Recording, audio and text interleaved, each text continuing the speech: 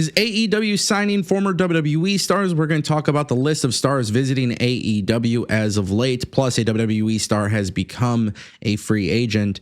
And the shocking name change of a top star in AEW. We're going to react. Welcome back to the Ango Show, ladies and gentlemen. I want to kick things off with Adam Copeland, or should he now be called Cope? If you guys watched AEW Dynamite last night, Fight for the Fallen, the first ever simulcast between AEW on TBS and Max on streaming service, Adam Copeland, he came out and now he is officially known as Cope. This is generating a very interesting reaction. Well, it's no secret. Adam Copeland, one of my favorite stars of all time. The first ever wrestler that I met a long time ago as a kid. Autographed belt, autographed photos. Pretty much the main reason why I could even say I got into wrestling to begin with. Yeah, he's not Edge. He's no longer Adam Copeland. He's now known as Cope. I think everybody has a very interesting reaction to this. The name was officially trademarked by Michael Dawkins, who famously does all of the wrestling trademarks, essentially. Now AEW has him come out, 6-man tag match on Dynamite. They announce him as the rated R superstar Cope, and everybody's freaking out about this. I don't love the name. I don't hate the name, but I understand it. That's really the easiest way to talk about this. I think with Adam Copeland and his name change, there is an actual reason for it. And Adam Copeland, Edge, there's two different variations. Like, you have one name that is 4 words. You have another one that is several letters. And it got to the point, basically, for Adam Copeland, he wanted something short. He can't be Edge, so he narrowed it down to Cope. He did an interview with Renee Paquette like 7-8 months ago talking about this. Eventually, he wanted to be called Cope. It's really as simple as that. Cope versus Mox. He kind of foreshadowed it like 7-8 months ago. But the reality is, I understand. He wanted a shorter name. Adam Copeland is too much. I also don't think a lot of people are understanding this aspect of it, but you have Adam Cole. How many Adams? You have Adam Hangman Page, right? You have Adam Copeland, Adam Cole. There's so many Adams in AEW. So with Copeland being dropped down to Cope, I understand. I'm shocked that he didn't just stick with Copeland as like the one-worded thing, but that was his decision. I'll be honest, guys. I really don't like the name, but it is what it is. I understand it. And I don't have to like it at this point. It's just going to take a lot of time to get used to. And really, this is one of those times where I just wish WWE gave him the trademark to Edge. But they obviously won't do that. But obviously, that's what I would like to see instead. So that's the reason. All right, guys, let's talk about this. We got to talk about this. Baron Corbin is officially a free agent. He revealed on social media, "I'm officially no longer under contract since I was not fired. I was told that they were not extending. So if you're making a horror movie, let me know. Ha, ha, ha, ha, ha. New year, no contract. Let's see what we can create." He is not under a 90-day non-compete clause. He's not under any sort of restrictions.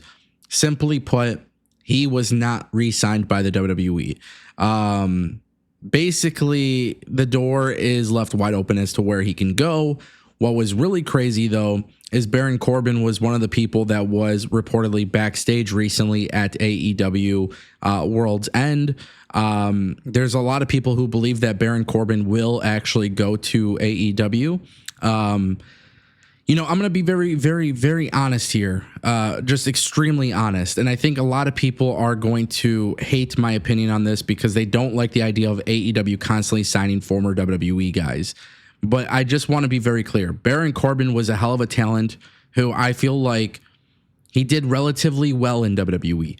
They never, I don't want to say they never held him back, because I do think to a certain degree WWE held him back from being a potential world champion.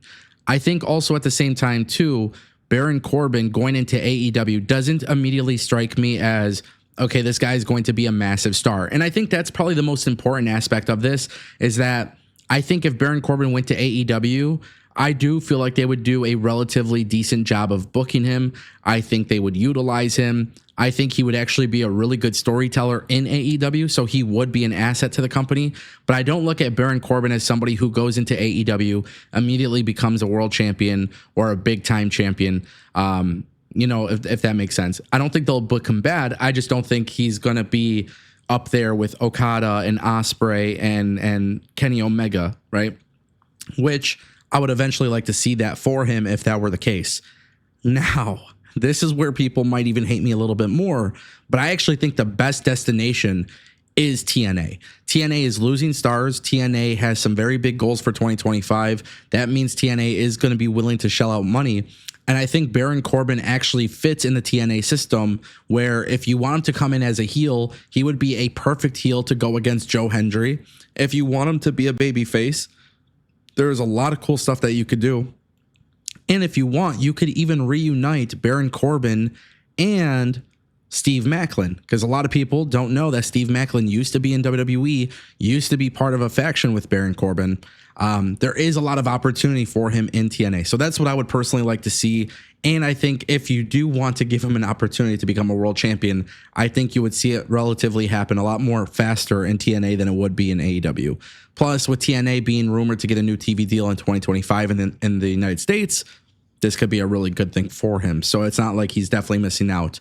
We'll have to see what happens. I don't think there's really a wrong answer here, but I do like Baron Corbin, so hopefully it all works out. And that brings us to our final topic: multiple WWE stars backstage within AEW as of late. Just this week on Dynamite, Beth Phoenix and Samantha Irvin were both backstage for AEW.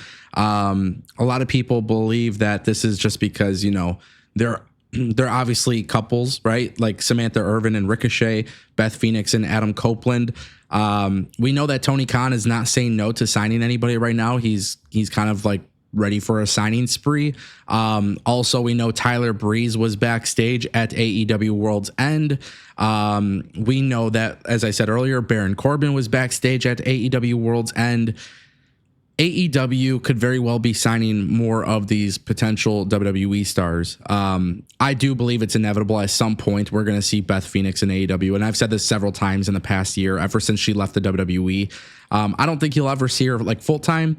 I think, when it comes to these people visiting backstage and these rumors of AEW signing people, I think it's a good thing, right? Like if WWE is going to sign Penta, if WWE is going to sign people that leave AEW, you cannot be offended at the idea that AEW could sign some of these people that have left WWE. That's really the point. And I think that's probably the most important aspect to it all. We could talk about bloated rosters all day, but at the end of the day, if people are leaving one company, you can't expect them to not work at the other. The rumor is that Beth Phoenix will come in for something part-time. I don't know what that may be. I would like to see it.